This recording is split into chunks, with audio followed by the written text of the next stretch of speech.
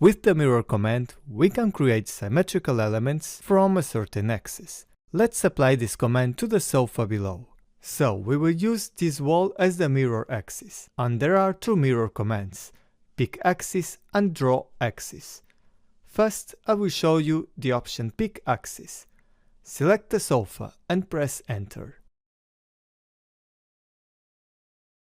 Then I need to pick the axis, and you can see them automatically generating on the elements. We have several options. It can be on a wall center line, or at the end point or midpoint of a door or window. I'm going to choose this wall axis, and the sofa is copied symmetrically to the other side. Note that the distance between the element and the axis is the same.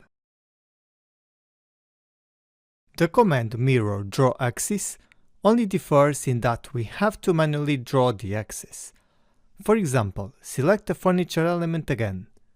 If I go to this wall midpoint, I can draw a vertical axis here, and the object is copied against the opposite wall.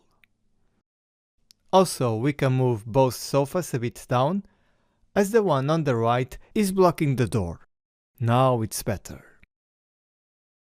Another tip: when we are using the mirror command, and after selecting the object and pressing enter, we can decide if we want to copy the element or not in the options bar.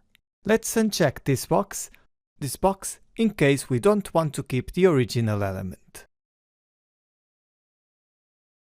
Then we can also mirror as many elements as we want at the same time. For example, I can select these two doors, press Ctrl to click on the second, press enter, then I draw the axis here, and two new doors were placed at the external wall.